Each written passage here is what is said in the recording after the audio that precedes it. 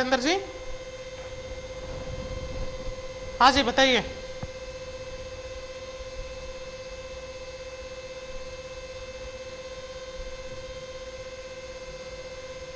जी जी जी जी नरेंद्र, पंकज जी, नरेंद्र काद्यान का फोन था। इनका कहना है कि जो कागज है, एक तो किन किन किन कागजों को रखने के बाद हमारा चालान नहीं होगा, और दूसरा इन्होंने कहा है कि अगर पुरानी गाड़ी है तो जो इंश्योरेंस कंपनी है वो इंश्योरेंस नहीं करती है उसका, अगर ज़्यादा पुरानी मोटरसाइकिल है तो ऐसी स्थिति में वो क्या करें, उनका चालान कट जाता है। मैं दर्शकों को ये कह रहा हूँ कि हमने पुलिस डिपार्टमेंट को सख्त हिदायत दे रखी है कि ड्राइविंग लाइसेंस, रजिस्ट्रेशन सर्टिफिकेट, और अगर टू व्हीलर है तो उस पर ट्रिपल राइडिंग, और इसके साथ साथ विदाउट हेलमेट, इन सभी चीज़ों का वहाँ पर हम चालान काटते हैं। कोई पोल्यूशन के लिए या इंश्योरेंस के लिए आपको नाजायज़ अगर कोई तंग करता है तो उसके बारे में सूचना हमें दें, हम तुरंत उस पर कार्रवाई करेंगे। सख्त हिदायत दी गई थी कि माइन्यूट जो ऑफेंसेस हैं उनके बारे में चालान ना काटा जाए, जैसे कि पोल्यूशन है और इंश्योरेंस है। फिर भी अगर कोई पुलिस अधिकारी या कर्मचारी ऐसा करता है तो आप हमें उसकी सूचना जरूर दें, हम उस पर एक्शन लेंगे। हाँ देखिए पंकज जी, एक हमारे पास इन्फॉर्मेशन आई है, गुप्त इन्फॉर्मेशन है, और वो उस पर कार्रवाई चाहते हैं, परीक्षा से संबंधित इन्फॉर्मेशन। जो इन्फॉर्मेशन हमारे किसी कॉलर ने दी है हम इस पर जरूर कार्रवाई करेंगे। जी नाम बताइए। हेलो, हाँ जी नाम बताइए। नाम बताइए आप अपना, कहाँ से बोल रहे हैं अंकित जी? पसीना गांव से। जी बताइए अंकित।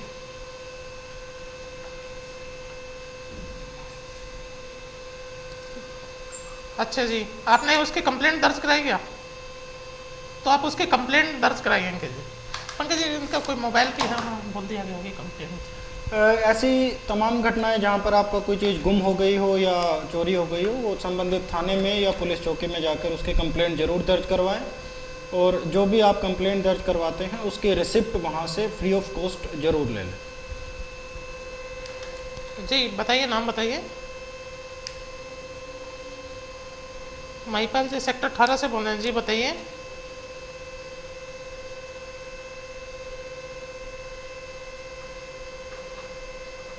जी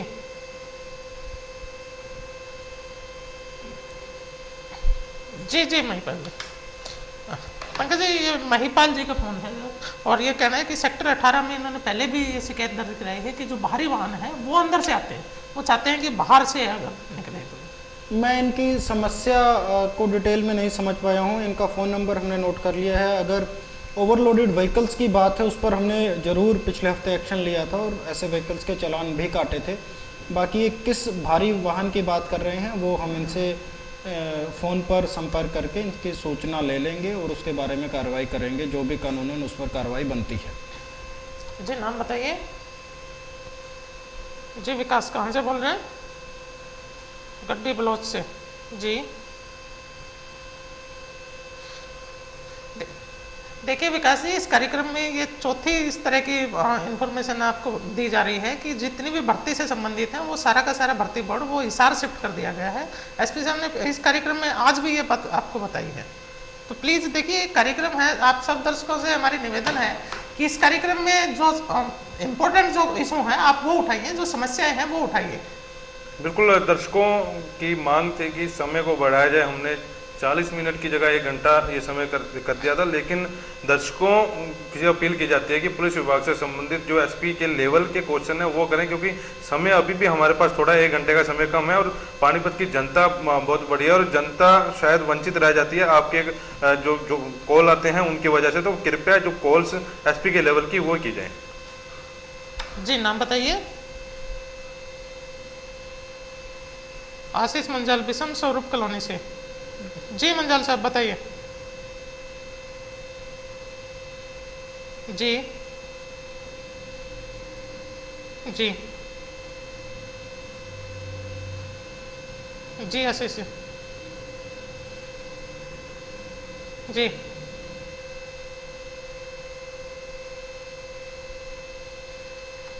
नहीं आशीष जी, देखिए अब ऐसी स्थिति नहीं है। चलिए फिर भी हम आपकी समस्या रख रहे हैं इस कार्यक्रम में। पंकज जी, आशीष मंजाल का फोन है बिशन स्वरूप कॉलोनी से। उन्होंने कहा जो बस स्टैंड के सामने से, क्योंकि काफ़ी कंजस्टेड मामला है, तो वहाँ अक्सर ट्रैफिक जाम रहता है। ट्रैफिक जाम के बारे में मैंने पहले भी बताया है कि जो पानीपत के लोगों की एक लंबे अरसे से डिमांड चली आ रही थी पार्किंग की, उस पार्किंग की समस्या का हमने समाधान कर दिया है। हमारा जो फ्लाईओवर के नीचे पार्किंग को हमने खोल दिया है। और बस स्टैंड के सामने का एरिया के बारे में थोड़ा बताना चाहूँगा कि ये एरिया कम है और हमारे पास व्हीकल की डेंसिटी बहुत ज़्यादा है, तो ये जाम की वहाँ कोई कंडीशन नहीं है। वहाँ पर व्हीकल्स की मूवमेंट थोड़े टाइम के लिए स्लो हो जाती है, क्योंकि बस स्टैंड भी है और आसपास व्हीकल्स भी काफ़ी ज़्यादा हैं। अभी जो लंबा हमारा यहाँ जाम लगता था वो बिल्कुल ख़त्म हो चुका है। और बस स्टैंड के सामने का एक छोटा सा पैच ऐसा है जहाँ पर व्हीकल्स काफ़ी ज़्यादा होते हैं, वहाँ पर व्हीकल मूवमेंट स्लो हो जाती है। वो क्योंकि व्हीकल्स है ही इतने ज़्यादा, उसके बारे में कोई परमानेंट सॉल्यूशन अभी नहीं हो सकता। बिल्कुल, ये जनता का सहयोग है कि पुलिस इतना कार्य कर रही है। पार्किंग की सुविधा इन्होंने शुरू की है और जाम की स्थिति लगभग पानीपत में ख़त्म हो चुकी है, यानी कि बहुत कम जाम रह गया। मोड़ है वहाँ पर जाम है, वो भी जनता सहयोग करे तो इस स्थिति से भी पुलिस को निपट सकते हैं। लेकिन आप लोगों का सहयोग चाहिए। अभी कुछ देर पहले इंसार बाजार से हमारे कॉलर ने हमारे को कॉल की थी कि एक जगह पर्टिकुलर जगह बनाई जाए जहाँ पर चालान किया जाए, लेकिन ऐसा नहीं हो सकता। पुलिस को कोई बारी सूचनाएं मिलती हैं कि जो आपराधिक तत्व वाला व्यक्ति है वो अपराध करके मोटरसाइकिल से इस जगह से निकला, और पुलिस को कई बारी चालान करते वक्त उन मोटरसाइकिलों का भी पता चला है जो चोरी की हैं या किसी की उठाई गई मोटरसाइकिल है, तो चालान गली गली पे तो नहीं किया जा सकता, लेकिन ऐसे मोड़ हैं जहाँ पर चालान किया जा सकता है। और जो इन्फॉर्मेशन जो आपकी है वो हम शेयर कर रहे हैं बार बार इस कार्यक्रम में। हमारा एक बार नंबर फिर रिपीट करते हैं, 402-1852 हमारा हेल्पलाइन नंबर है जिस पर आप कॉल कर सकते हैं। जी पंकज जी, देखिए आज इस कार्यक्रम के माध्यम से आप दर्शकों से हम लोग चाहेंगे कि आप अपील करें कि इस कार्यक्रम में वो किस तरह के क्वेश्चन उठाएं। वो आमतौर पे बहुत साधारण सी शिकायतें हम लोगों को मिल जाती हैं, इससे न केवल समय खराब हो रहा है, अपितु जो बहुत इंपॉर्टेंट जो समस्याएं रहती हैं वो छूट भी जाती हैं। मैंने दर्शकों को जैसा पहले भी बताया था कि ये प्रोग्राम हमने ऐसे व्यक्तियों के लिए शुरू किया है जो कि अमूमन ना तो पुलिस चौकी जा सकते हैं, ना थाने जा सकते हैं, ना किसी कार्यालय जा सकते हैं, या फिर उन्हें इस तरीके की मूवमेंट में काफ़ी दिक्कत आती है। महिलाएं हैं, बुजुर्ग व्यक्ति हैं, छोटे बच्चे हैं, और जिनके मोहल्ले में आसपास उनको ऐसा लगता है कि यहाँ पर कोई गलत गतिविधि चल रही है जिसकी सूचना हमें पुलिस के साथ शेयर करनी चाहिए। या फिर ऐसी समस्याएं जहाँ किसी पुलिस कर्मचारी या अधिकारी का व्यवहार जनता के प्रति गलत रहा हो, इस तरीके की सभी सूचनाएं और ऐसी समस्याएं जहां पर डायरेक्ट मेरे इंटरवेंशन से उस समस्या का हल हो सकता है, इस तरीके की कॉमन समस्याएं जो कि सोसाइटी के बेनिफिट की हैं, वो समस्याएं इस कार्यक्रम के माध्यम से रखें।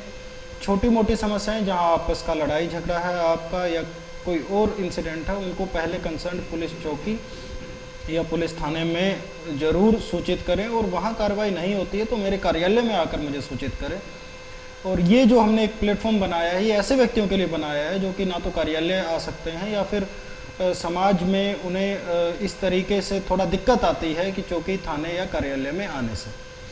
दूसरा पंकज जी, आमतौर पे जो लोग हैं वो 1 बजे के बाद भी वहाँ एसपी ऑफिस में बहुत बड़ी मात्रा में वो मिलने के लिए आ जाते हैं, जिससे न केवल ऑफिस का काम प्रभावित होता है, अपितु जो जन शिकायतों का समय भी है उससे लोगों को एक आदत सी पड़ गई है कि भाई आप किसी भी टाइम जाइए और किसी भी समय आप मिल लीजिए। वो ठीक है कि हम जनता के सहयोग हैं, वो सारी चीज़ें ठीक है, लेकिन एक टाइम रहेगा तो पब्लिक को भी सुविधा रहेगी, बाकी मीडिया वालों को भी सुविधा रहेगी, बाकी ऑफिस के काम भी ठीक तरह से निपट जाएंगे। जी, मेरा दोबारा लोगों से अपील है कि कार्यालय में मेरे मिलने का समय सुबह 11 बजे से लेकर 1 बजे तक है। इस 2 घंटे आपके लिए, इन 2 घंटों को आप ज़्यादा से ज़्यादा यूटिलाइज़ कीजिए और कोशिश कीजिए कि आप इस समय ही आकर मिलें। कोई इमरजेंसी की बात है, किसी की ज़िंदगी या मौत का सवाल है, उसके लिए मैं 24 घंटे आप लोगों के साथ तैयार हूँ, पर आपकी जो नॉर्मल डेली रूटीन की समस्याएं हैं वो कृपया इन्हीं 2 घंटों में आकर मुझसे मिलकर उनके समाधान की कोशिश कीजिए। जी, नाम बताइए। हेलो।